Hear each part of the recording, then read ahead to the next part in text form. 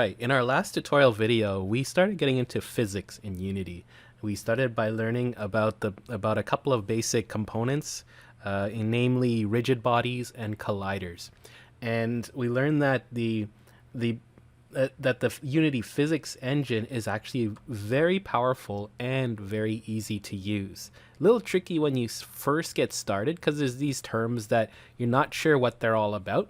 But once you get over that hump, things actually start to really pick up. So just to review, a rigid body is used to define the physical characteristics of a game object. So you can use it to define like mass, acceleration, gravity, and so on.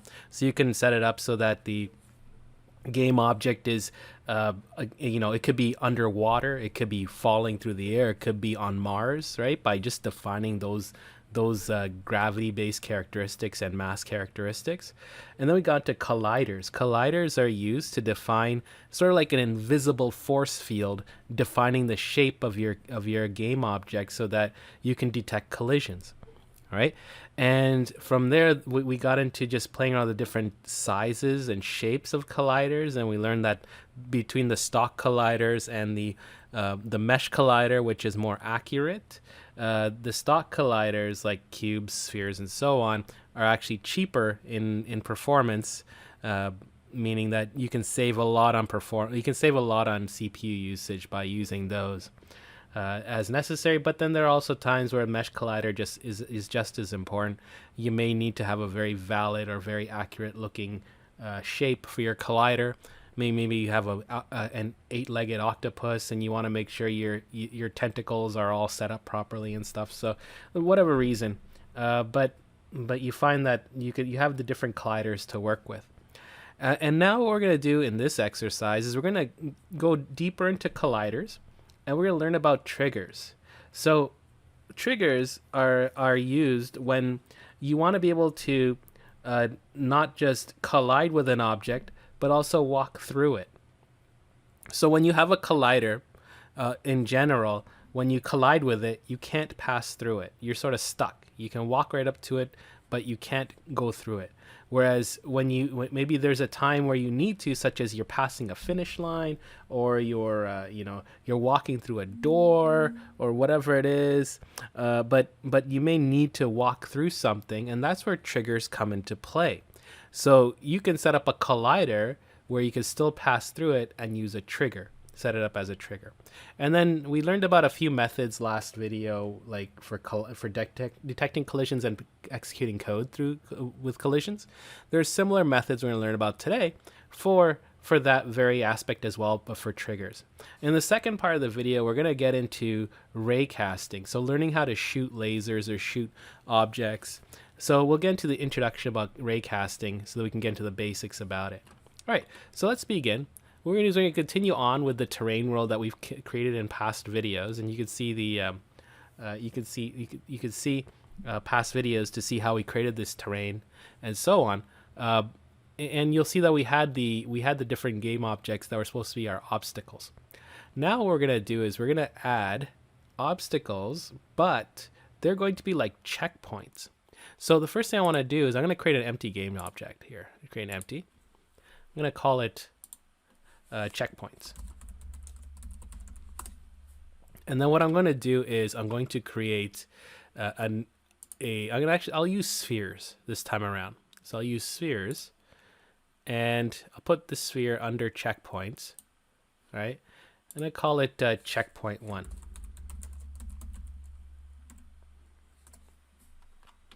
What I want to do is I want to make sure that the empty game object's y is actually 0, because I want this to be a level, right? And you can see that the new sphere I added, it's kind of cut through. First thing I'm going to do is I'm going to resize this.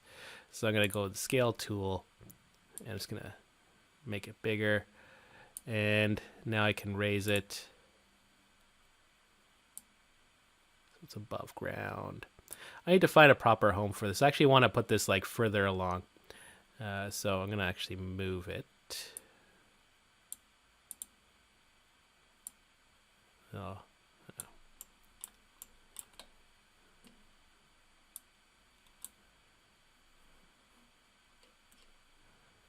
I'll fix the Y location after. I'm going to start by putting a checkpoint right here.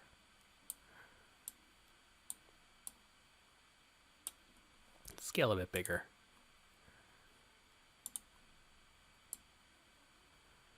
Right, and then put the Y back at 0. Right, and it should still be sort of cut off, but we'll fix that in a moment. It's not as bad as I thought it would be. Just raise it a bit. There. Now I'll make this checkpoint a bit unique. I'm going to take the same texture I had for my cube, my player, and change it here. So what I'm going to do is go to textures. I already have a texture out. So my Code Llama logo, I'm just going to throw it on there just so it's distinctive.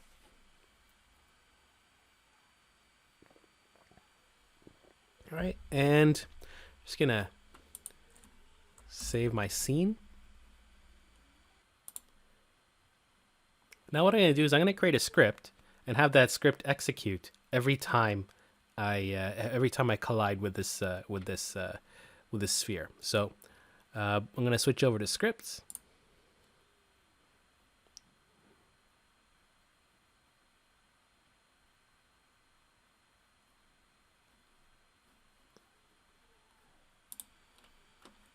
And create a new script, C# script.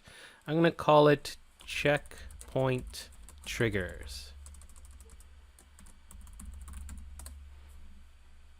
All right, let's open this up in Visual Studio. And so now in this script, in checkpointtriggers.cs, what we're going to do is we're going to bring in a method to fire upon our trigger occurring. So like last week, last video, we did the same thing for colliders. So we're going to do a similar method in name by starting to type in on. If I start with, just to review, on collision, remember the on collision methods, on collision enter, on collision exit, on collision stay.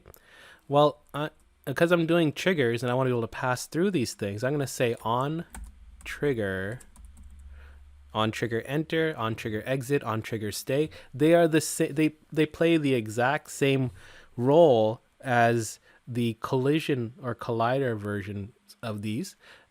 So I'm gonna start with on collision enter, or sorry, on trigger enter. I think that's good enough. Just to recap, on trigger enter is it fires when you first start to collide with the other game object. On collision or on trigger exit is fired when you finish colliding, like you're leaving the other game object.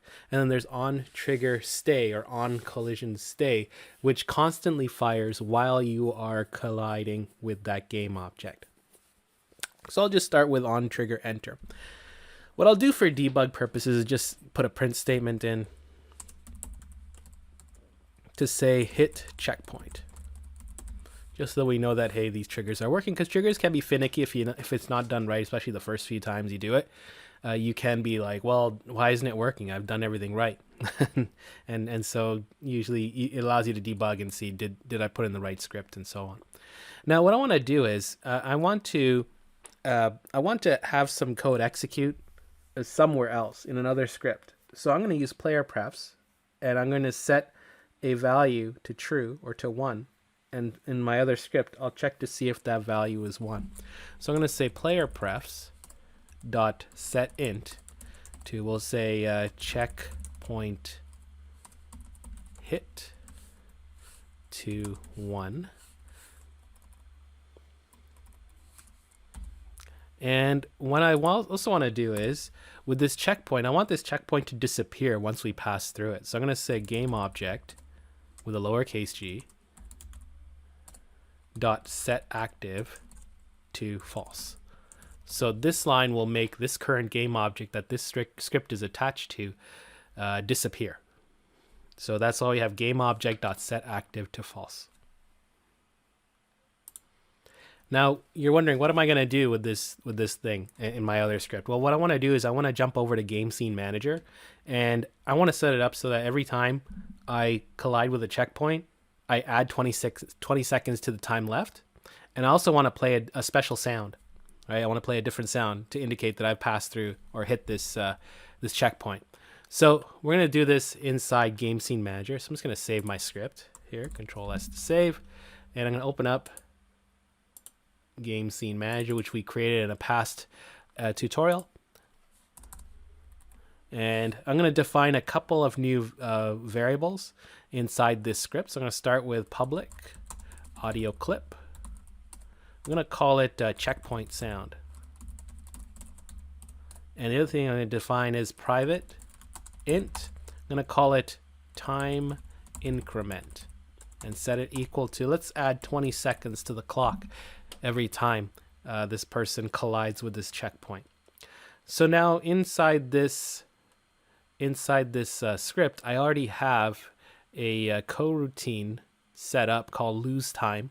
And inside of this, we have scores incrementing. We have different things occurring, happening inside of this script. I'm just going to add to this coroutine to check to see if checkpoint hit was enabled. First, I'm going to check to see if it exists, so we don't have any issues. So I'll say if player prefs dot has key. I'm going to call it, say it's checkpoint hit. First of all, if that exists, then we can go ahead and check to see if it's a 1. We'll say if player prefs dot get int for checkpoint hit. Check to see if it's equal to 1. Then we can go ahead and do what we need to do. All right. So first off, what I want to do is I want to increment the time. So I'm going to say current time plus equals time increment. Then I'm going to play my sound. So I'm just going to copy the line above. We talked about this in a past lesson where we wanted to play some audio. So that line of code above, my audio source is inside my main camera. So I'm just searching for main camera. I'm going to find the object with main camera, get its component audio source, play one shot. Instead of explosion sound, we're going to play checkpoint sound. All right. So now we got checkpoint sound there. That audio is playing. And now we need to set checkpoint hit back to 0. So we'll say player prefs dot set int for checkpoint hit to 0. All right. Now we have a we have whatever we need to do inside Game Scene Manager. So I'm going to save this. We're going to add a little bit more to this in a moment. All right. But for now, this is good enough. Now let's see if we can get this to work with our one single collider here. So I've saved this script. I've saved the checkpoint triggers. Now I'm going to switch back to my Unity editor. All right. So it's just refreshing the scripts.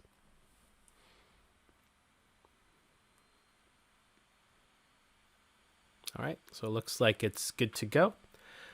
First off, I'll start off inside Game Scene Manager because we added a new checkpoint sound. And let's find a sound to play.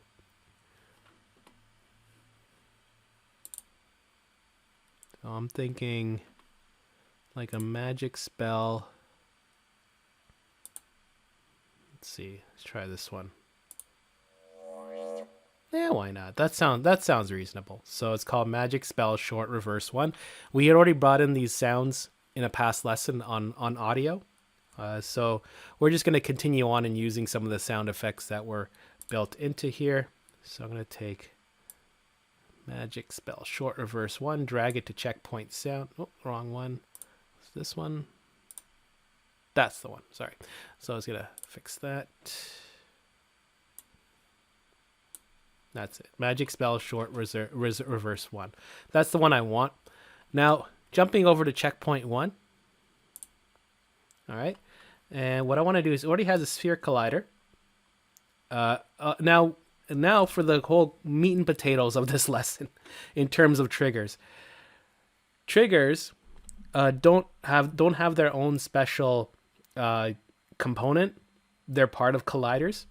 So whenever you want to do a trigger, you add a collider, which has already been added when we added this sphere object. When you want to add a trigger to it, you just check off is trigger. That's it. That's the meat and potatoes of a trigger, is just checking off this one checkbox. And then the onus is on you to add the method we just added into a script. That script we have to add now. So we'll go to add component, and we're going to add checkpoint triggers. So our checkpoint trigger script is here. So one of the messy things about triggers, and you can even say the same about the onCollisionEnter, exit, and stay methods that we talked about last video, is that, you know, where do you put that method, right? So I put in its own special script, but that script has to be attached to the game object where you have set the trigger for the collider like we did right now. So this is also a key step as well, where you have to add this script here to ensure that you now have access to OnTriggerEnter, exit, and stay. All right. So this is also an important thing as well. Okay. So we've got this script attached. We've checked off trigger. All right. We've put in a sound. I think now it's time to run.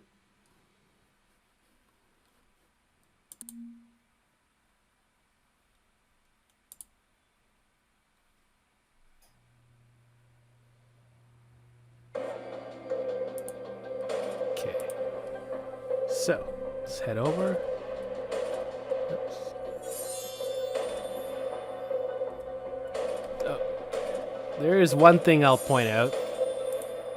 So from our last lesson, we added to our cube a rigid body, which really made things messy. I'm going to remove the rigid body.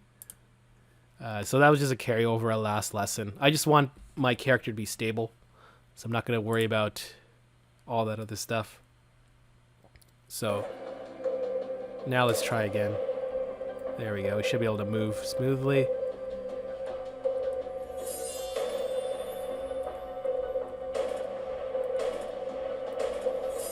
Got all these obstacles to dodge. There's my checkpoint. So it just disappeared. You may have just heard the sound, and you probably saw the time increment. Sorry for the loud music there. But essentially, there you go. All right, so now the loud music is gone. So what happened was our sphere disappeared, our time incremented, we had that sound play. And so we know that the trigger worked. And hey, you even see in the bottom corner here, hit checkpoint. You can check your console. So our checkpoint did fire.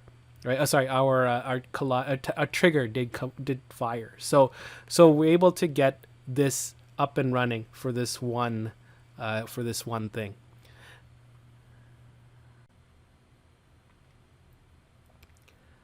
All right. So now we have this one checkpoint. Let's add this. Let's add checkpoints all over. So what I want to do is I want to add these spheres all over the place. So I'm just going to hit Control D to duplicate. So Control D. I'm going to add 10 of these. There. And I'm just going to rename these to checkpoint 2, 3, and so on. So there's 2. I'm just going to take 2. I got to be careful to... So let's gotta be careful I don't move the Y, otherwise it gets wonky. There you go. You gotta make sure you have the right checkpoint highlighted, because you see I still have my first checkpoint there. Use the blue arrow. I have a lot of trees, so gotta make sure. All right. That's a good enough second checkpoint. Now take checkpoint, make that checkpoint 3. I'm actually going to throw this checkpoint over here.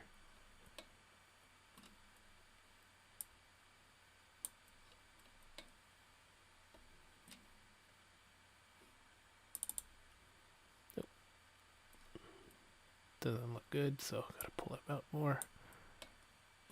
There. At least now it's reachable. There we go. So it's more like in a dead end there. That's a nice place for it. Let's go to checkpoint 4.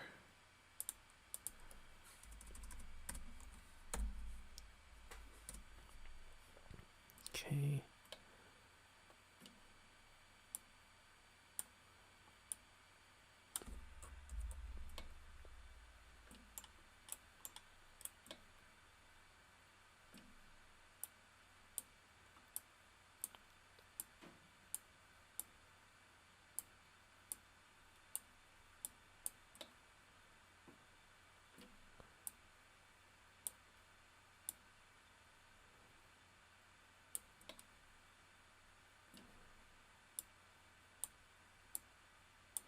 All right, now let's go to checkpoint 5.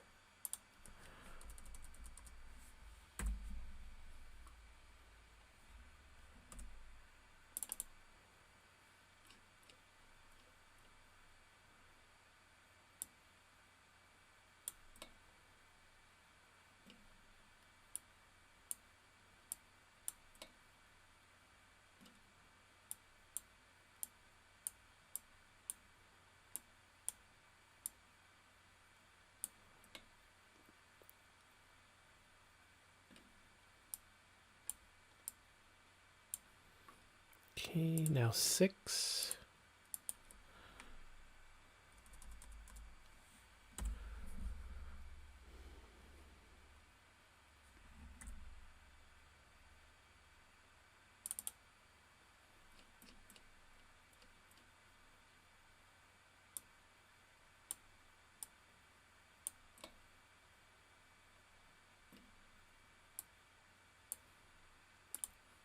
Now 7.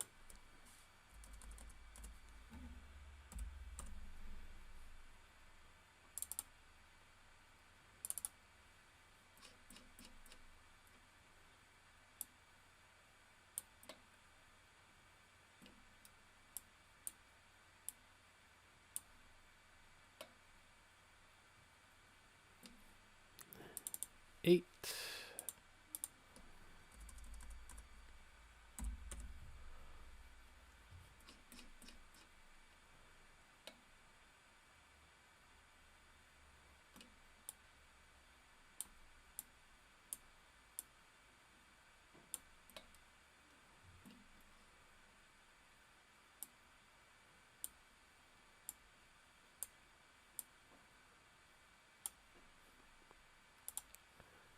Nine.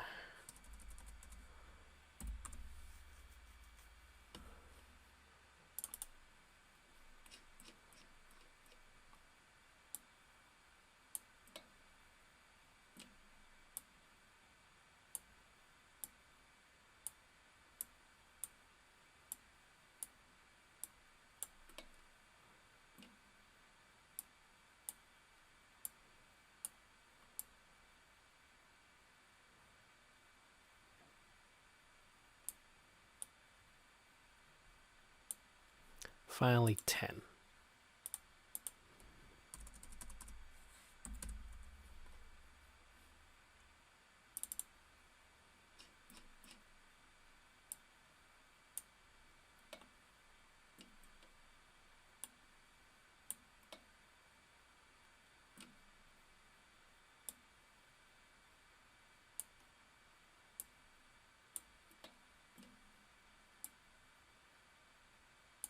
There.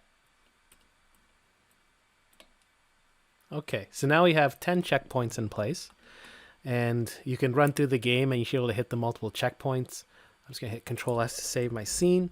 What I want to do though now is I want to shift gears a bit. Now we've been passing through these various checkpoints. Oh, well, we've been passing through a checkpoint, hitting obstacles. In this game, we also had a game over, but we didn't really have proper messaging for the player to really show him or her that we actually have reached a checkpoint or hit a game over. So now let's add to our UI and add a message that fills the screen and fades out upon hitting the checkpoint, and as well for hitting the game over too. So we're going to do this by adding another canvas. So let's go to game object, UI, and canvas.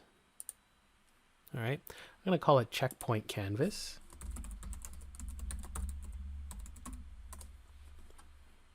All right, now you see in the game, no change. Like visually, it doesn't look like we made any difference there, but we will in a moment. Inside checkpoint canvas, I'm going to add a panel. So game object UI panel. Now we see the screen go gray. I'm going to make this color more of a greenish tinge because it's going to be for checkpoints. So let's see, I'm going to go very light green there. I think that's good enough. And within this panel, I'm going to add a text. So UI text mesh pro, and that'll be inside the panel, and give names to these. So this will be like, well, to the panel at least. The text can probably stay what it is. Let's call it CP panel. Now for the text, I want to actually place this text dead center. All right, and I want to say checkpoint reached, and let's center it. All right, change the font to be green. So, and you could probably increase the font if you wanted to try. You can probably go like 50. We'll have to widen it a bit. So width is only 200. Let's make it 500. There we go. Maybe bold the font. And see if we can add some shadow. No, not a strike.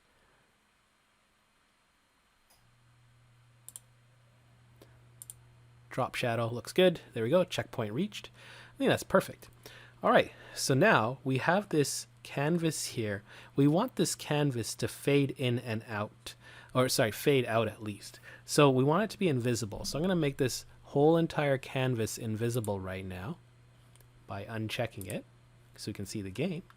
And what we'll do now is we're going to add a new script to fade this out. So I'm going to go over to scripts, add a script. I'm going to call it panel fader. And open it up in Visual Studio.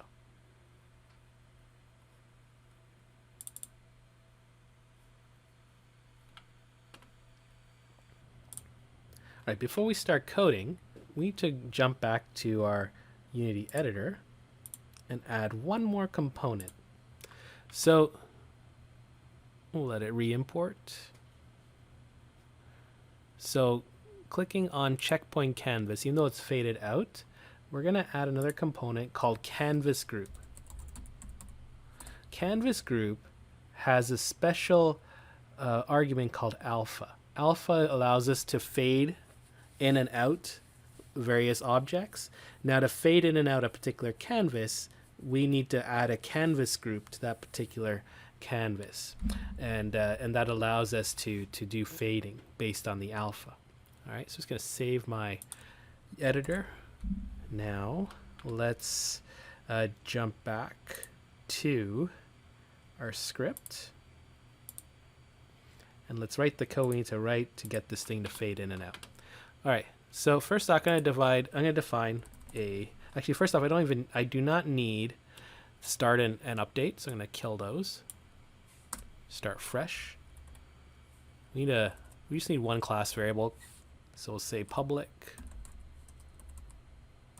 float duration, call it 3.0f, just to this you can use to tune in and out what you need to tune. Now let's create a coroutine. So we'll say public static, call it I enumerator going to call it fade canvas. Arguments I'm going to pass in, first off, canvas group. Just going to call it canvas. Next one, float start alpha. Next one, float end alpha. So the nice thing about this this method is that you can use it to fade in and fade out, and you can specify the starting alpha and the ending alpha. So you would start with 0 and go to 1, or you start from 1 and go to 0, depending on which direction you want to go. And also, of course, float duration. All right. Okay. So now, first off, let's specify our timing here. So we'll say var start time is equal to time.time. Okay, we want this to do it in a timely manner so it doesn't look jerky or jaggedy. So we're going to use the time variable to do that here. And we'll also do an end time. So var end time is equal to time.time plus duration. All right, so however long it takes. And elapsed time, we'll say var elapsed time equals 0 float. Okay, let's start with our starting alpha. So we'll say canvas dot alpha is equal to start alpha. All right. Now our canvas is going to be at the starting alpha. Now I'll put everything else into a while loop. So while time dot time is less than or equal to end time. Now everything else happens inside this while loop. So first off, let's chop a bit off from the elapsed time. So we'll say elapsed time is equal to time.time minus start time. So we'll update the elapsed time. Now we'll specify this as a percentage. So we'll say var percentage is equal to 1 over duration divided by elapsed time. Okay, so this will calculate how far along the timeline we are.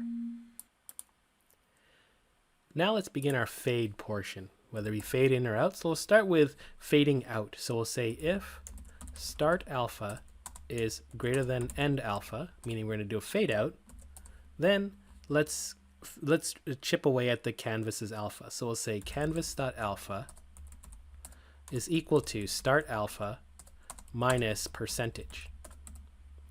Otherwise, which would be the opposite direction, we're fading in, we'll say canvas.alpha equals start alpha plus percentage.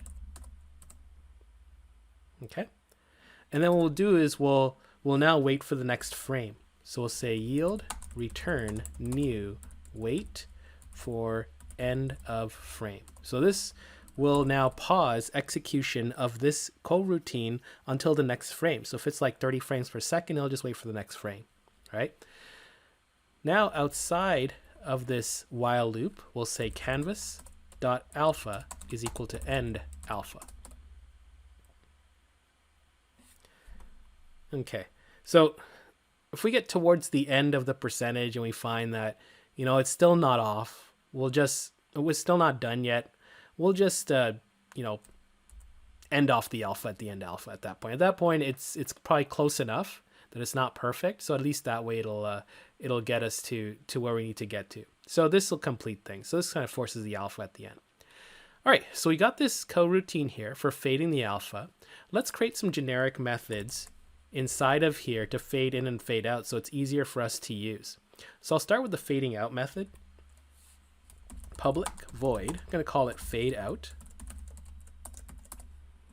So first off, whatever script we want to use this on, it's going to be assumed that you've added the canvas group to that particular canvas. So we'll say var can group is equal to get component for canvas group. All right. Now we'll start our coroutine. So start coroutine. We'll do a fade canvas. And we'll say can group, so our canvas group that we're passing in. So if we're going to fade out, our starting alpha is 1, our end alpha is 0, our duration is just duration. All right, and that's it for fade out. Now fade in will be the opposite. So we'll say public void fade in. All right, so now we'll also do the same thing. So var can group is equal to get component for a canvas group.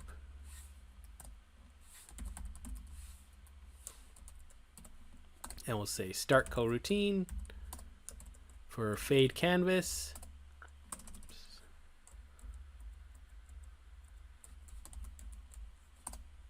So we'll do can group again. This time we'll start at 0, go to 1, use duration. All right, now the script is done.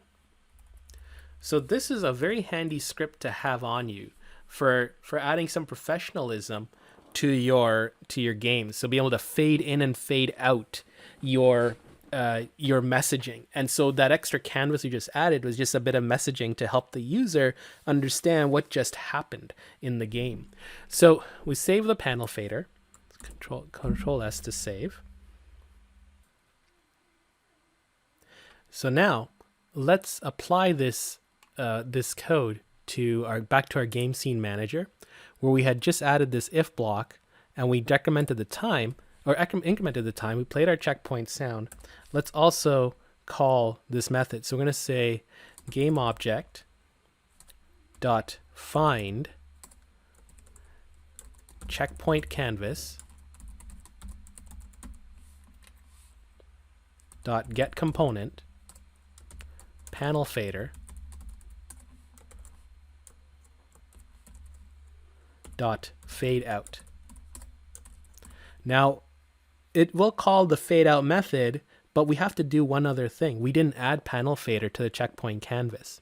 So let's just save this script and let's switch over to our Unity editor so we can apply this. So back in checkpoint canvas, let's add a new component. So we added canvas group to our checkpoint canvas. Let's also add our panel fader. Okay, now actually I know I said to disable it. Let's actually re-enable it. All right, so in our game we see it's there. Now let's give it a run.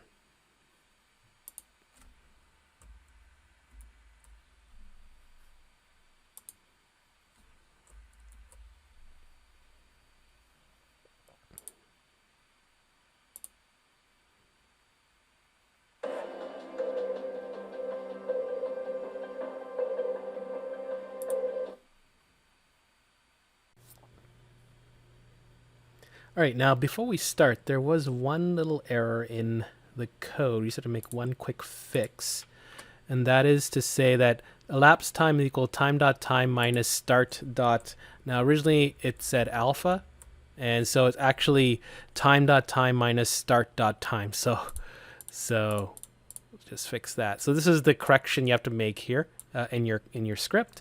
So make sure that you have elapsed time equals time.time minus start.time. Now we save, and now we give it a run. And go. All right. So now, make our way to the checkpoint.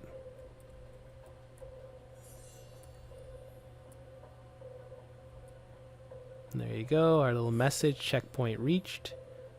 Hit the next one, and there it is, checkpoint reached. Right, so you can see that now we have these little messages that go on here. And so since we've done the checkpoint reach, let's do one for game over. So what I'm going to do is I'm actually just going to take checkpoint canvas and duplicate it. So Control D. I'm going to call it game over canvas.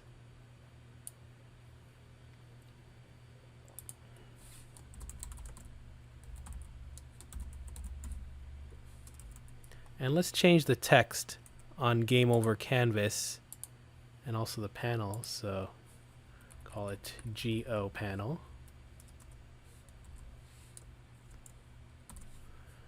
GO panel, and the text. So the panel itself, it's a red. First off, it's a greenish background. Let's change it to be a reddish background. All right, and let's change the text to be game over.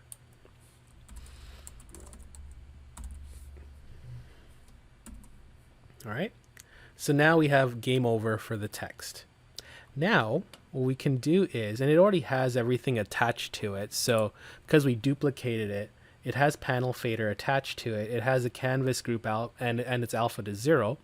Now all we have to do now in our code is go back to game seed manager, and where we have our method for game over, we just have to modify that to include, in fact, I'll just copy over my line of code here for fade out. We have a method called game over. So I'm just going to put that in here. Now in this case, now it'll be game over canvas.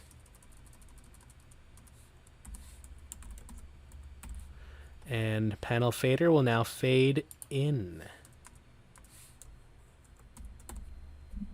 All right.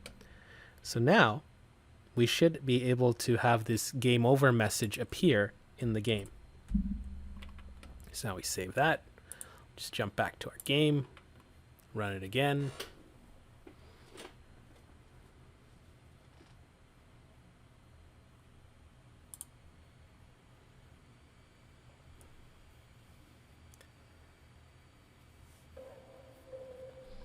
All right, I'm just gonna let it sit here for 45 seconds.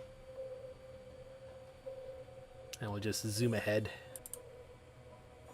to 10 seconds, 8 seconds left now. And let's see at game over.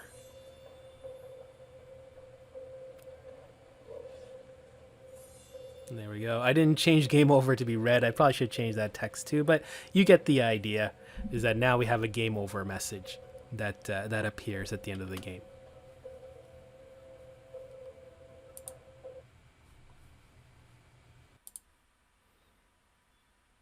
All right, so now let's move into the next part of our lesson, which is raycasting. So now we're going to get our cube here to fire lasers up ahead. So what we're going to do is we're going to add a new script to fire these raycasts off. So I'm going to switch over to project and go to scripts. So I'm in scripts already.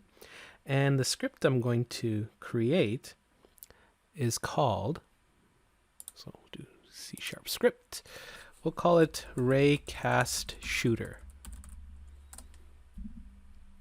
And let's open this up.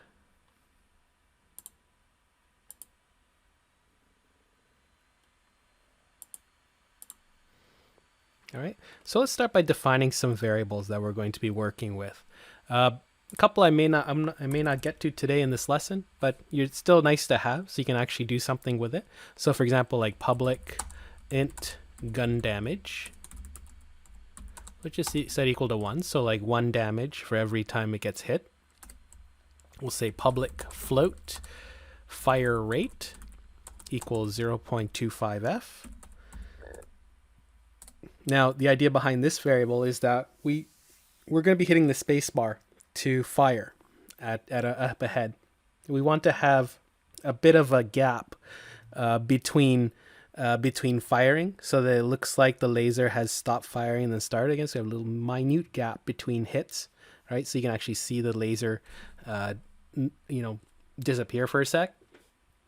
Next one we'll have is public float weapon range, set equal to 50f.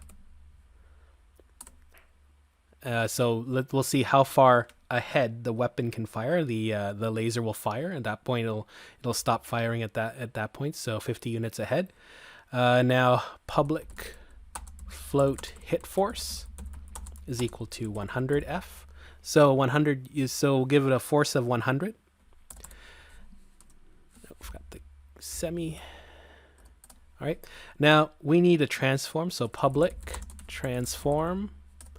Call it gun end, Now the thing is that this is going to have the positioning of the starting point for where we're going to fire. I'm using a cube. I'm not going to use a real gun in this exercise, so I'm just going to add a small little cube to the front of my actual cube to mimic a gun.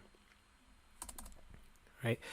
Now we need to limit the duration of the laser, so the time in which it's going to fire for. So we'll say private, call it of type wait for seconds. I'm going to call it shot duration. Set it equal to new wait for seconds. We'll just say 0.07f, so a little bit of a reload time. All right. Now I'm also going to add some sound to this, so I'll say private audio source. Just call it gun audio. Now we also need to, so the thing with raycasting is that by default it's invisible. Like it'll fire an invisible ray, right? So now the onus is on you to actually define what that ray would look like visibly. Okay, so it'll actually do all the physics, do everything behind the scenes on an invisible line. It's up to you then to make that line visible. So we're going to use something called a line renderer. So we'll say private line renderer, call it laser line. And finally, private float next fire.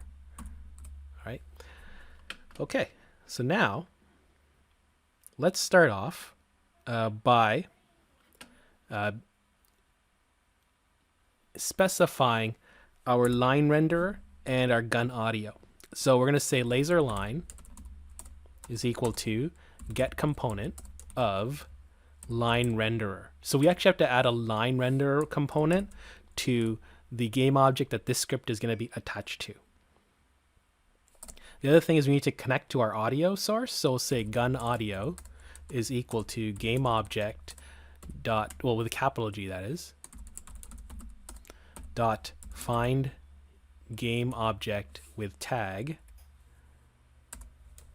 main camera, because that's where my audio source is currently. So wherever your audio source is, you want to modify this to be accordingly, and get component for audio source. All right, so that's my start. Now the rest of the work will happen inside update.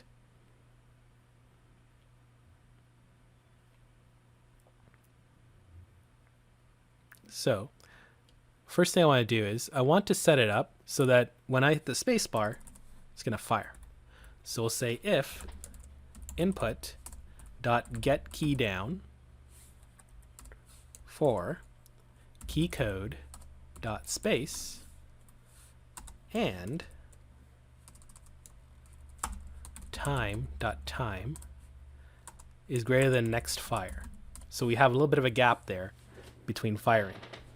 All right. Now, what we'll do is we'll specify, so everything's going to happen inside of this.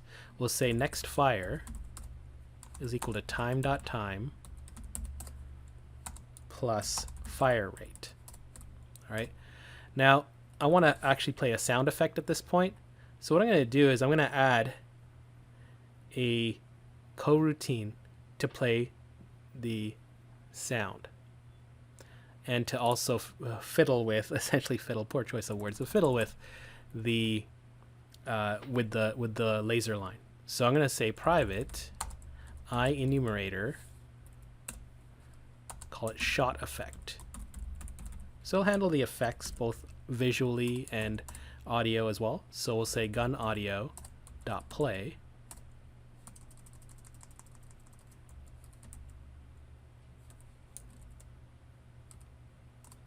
We'll say laser line dot enabled equals true. We'll say yield return shot duration, so to have it go on for that long. And then laser line dot enabled equals false. So then take the line away. All right. So the shot effect coroutine is going to have the sound effect play, make our laser visible, to the player, and then wait until the shot is done. The duration we set is done for the shot duration, and then hide the laser line so it's not visible. So then it looks like a proper attack, a proper fire. All right. Now, let's add that coroutine. So we'll say start coroutine for shot effect.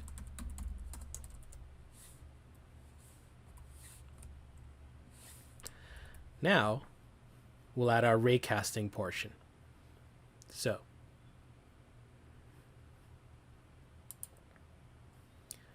let's get into raycasting by starting by defining a raycast object. So we'll say raycast hit. Just call it hit. Okay. Now we'll set the position for our laser line to be laser line dot set position to be where our gun end is.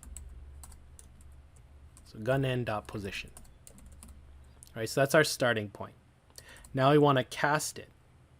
Okay, so now we're going to see, we're going to put this into two possibilities. One, that we're firing our invisible laser is actually hitting something. It's actually going to touch something.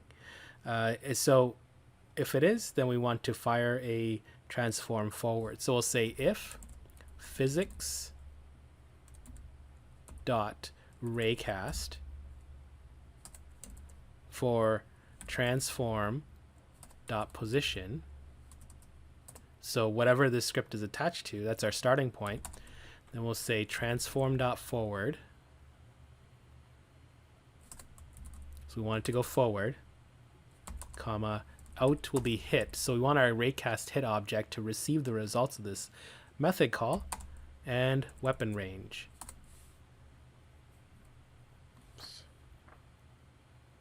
There. All right, so for that particular range. Then, so the interesting thing is, so first I'll write out what you really need just to do here, is which is really laser line dot set position for index 1 and hit dot point. So basically want to just have the laser line hit at that point. But the thing about raycasts and lasers is that in the scene view, you can't see anything. All right. So for debug purposes, you need to add the following line. I'm going to put it just above. I'm going to say debug dot draw ray, right? And then I'll say basically the same thing I just wrote above in the raycast line. So transform dot position, comma, transform dot forward times weapon range, comma, and we'll set the color to be green. All right. So what it'll do is in the scene view, it'll draw this line green so you can actually see the laser happening. All right. And let's just do for another debug dot log, we'll just say did hit, just so for our debugging purposes we can see that it's actually entering the if block here. Now we'll do the same thing for else. All right, we'll say laser line dot set position 1. We'll say transform dot position plus transform forward times weapon range. Now, the thing is about our implementation is that we have a lot of hills, trees, and so on. So our laser is going to hit something, right? So more often than not, it's probably not going to enter this else statement at all in our implementation. So, but we'll still put one in anyway. Debug dot log did not hit, right? Just for completeness. All right, so at this point, we have enough in our script to work with. So what we'll do is we'll save this, and we'll go back to our editor view and apply this.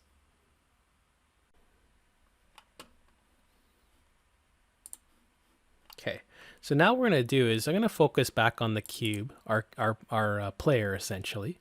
It's just refreshing the script. Okay, now what I want to do is I want to add a new cube. So a game object, 3D object, cube, small little cube.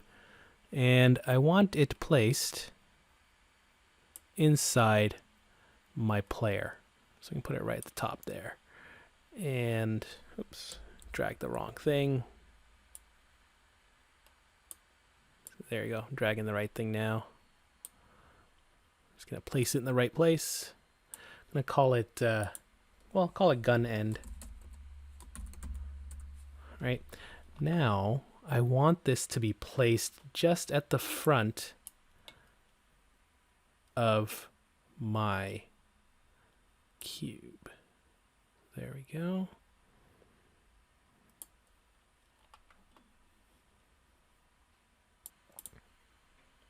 And I want it to be inside. See, it's still visible here. There.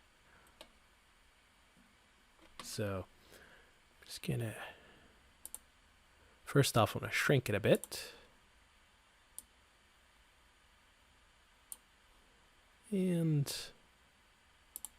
move it a wee bit back there. So since it's kind of inside, actually I'll have it protruding a little bit. All right.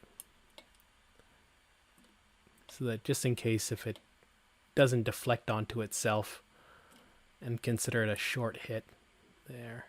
So just sticking out a bit. All right, just a wee bit. And that way it fires outward and doesn't get stuck. Hopefully it's far enough, otherwise we'll have to make a little bit of adjustments there. But okay, so now we have our gun end. So now let's add a couple of components. So I'm going to do an add component for Raycast shooter, the script we just created. All right. Now, I guess I can leave the defaults there as they are. They're good enough. But gun end, for that, let's just add our gun end transform to it. All right. And, or you can add the cube itself. That's perfectly fine too. And then the second component we're going to add is line renderer. All right. Now, line renderer is the component we need for drawing the actual line. And by default, its color is white. You can play with it, play with the settings there, the positions.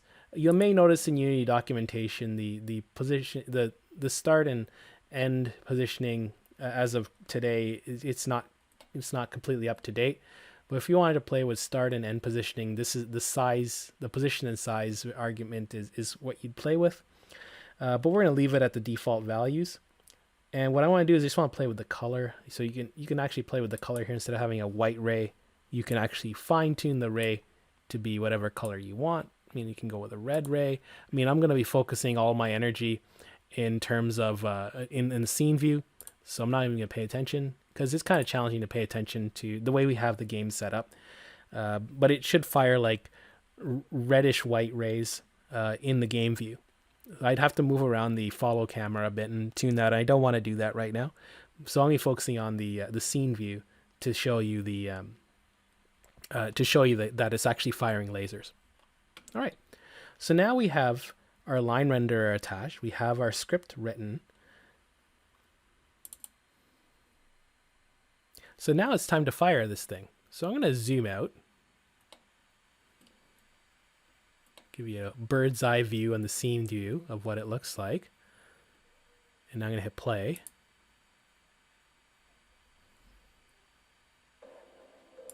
So I'm going to go in my game view. Make sure you gotta be in the game view. Remember, now you can hit the space bar with your focus in the game view. And you can see the laser is firing. It's purple, but you can see the green line inside of there as well. You can hear the audio as well.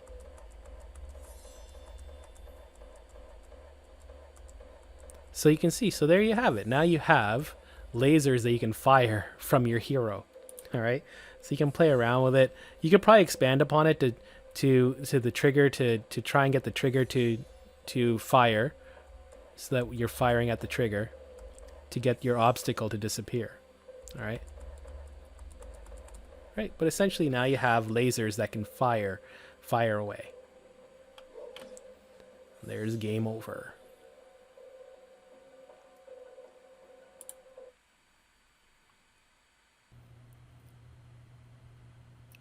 So now that we can fire lasers, let's set it up so that when we fire our laser, it actually does something. Like we see that sphere in front of our cube. If we were to fire a laser, let's apply some force so that the laser actually pushes that sphere, for example, or whatever game object's in front of us.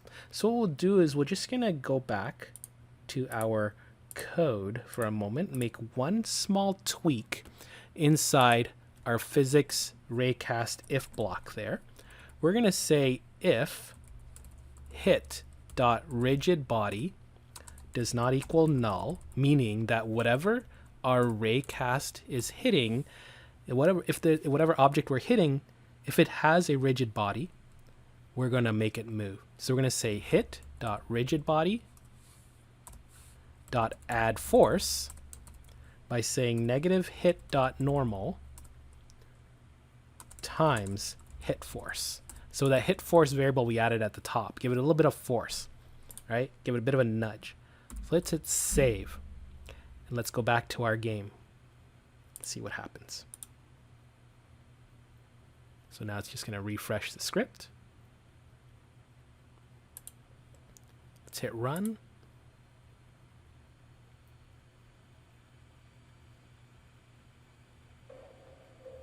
Okay, so let's just hit fire.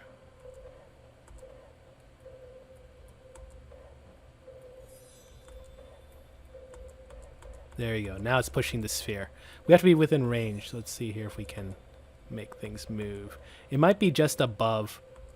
Might be too high for some of these objects. All right, so my gun end was too high, so I've lowered it already. So that my little cube here has been lowered, and when I run it again, we're gonna see a little more better stuff going on here. So now, making sure I'm clicked onto the game view, so you can see I can fire the laser. If I move over a bit, now you can see the cube on the left-hand side is having force applied to it, right? So you can see here now, even now you see the movement happening on the different objects. So there you go. So now you know that your lasers actually work, right? So we can apply forces and actually have stuff happen to it. So there you go. So now you have the ability to hit objects and have them actually have them move, have a force applied to it. Now it's up to you to, if you want to fine tune the force, like really raise the force that you want to apply to it, you can probably have that cube go flying, right? So that's another option as well.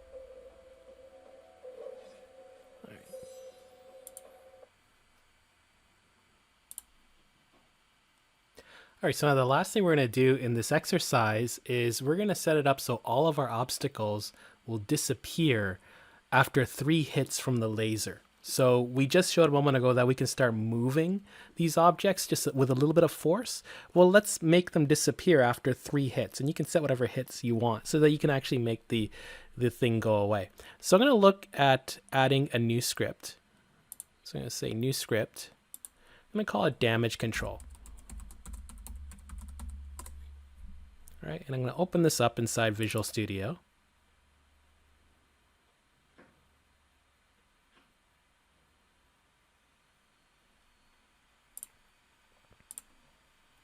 And damage control will be a very simple script. All right, we don't need start and update, so I'm going to kill those. Instead, I'm just going to say public int current health, set it equal to 3, and we'll create a method called damage. So we'll say public void damage.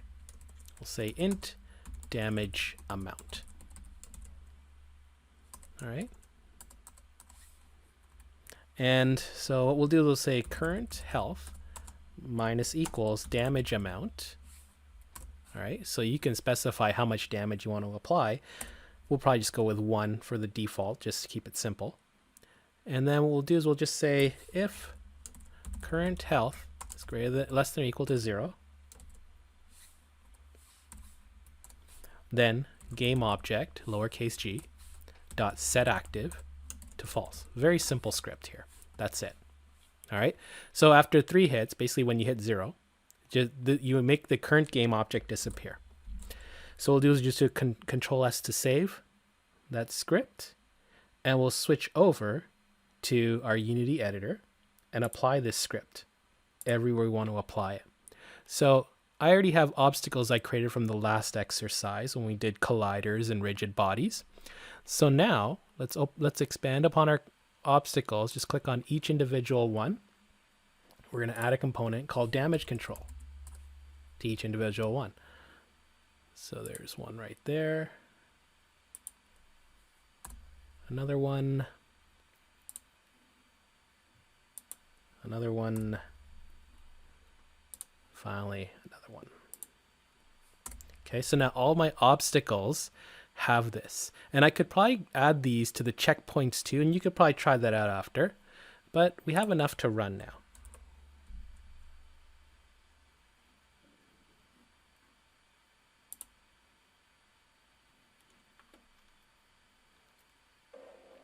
But we actually have one more step to do. But we didn't actually call the script. So my mistake right there. Got a little bit ahead of myself. So now what we have to do is we have to switch back to Raycast Shooter. All right. So we're going to bring back our Visual Studio. Switch to Raycast Shooter. And a moment ago we just added this if block for a rigid body, checking to see that, so we can apply the force. Just above it, let's decrease health as well. So we'll say damage control health equals hit.collider.getComponent for damage control. Now, assuming we're hitting an object that actually has this script attached to it, so if health does not equal null, then we'll say health.damage for gun damage. All right, so we set gun damage way above, right, as 1. So we'll just continue on with that. Control S to save. Now we can run. Now we have enough to run here. And we should see our obstacles start to disappear.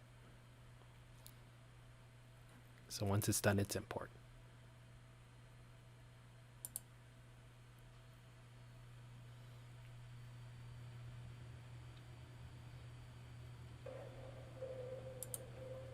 All right, so I'll start firing. See if we can, 2, 3, there you go, it went away. See the cylinder. There you go, it's gone as well. So you can find there's another cube right there. I don't know if I'm too high to hit that. There. Hey, there's a sphere. There we go. There you go, now it's gone. But you'll notice that for my obstacle, I just went through it, but it won't work for the obstacles because I didn't add the script to it. So you can, so like I was saying, you can actually add the script to your checkpoints and have it apply there too. All right, so there you have it, a bit of an in-depth tutorial on our second part of physics, where we started with triggers and we got into raycasting. So now we're able to fire lasers, we're able to get obstacles to move from our lasers, and we're able to get our obstacles to disappear after our lasers. So there you have it. Don't forget to like, subscribe, and hope to see you in the next tutorial. Take care and bye for now.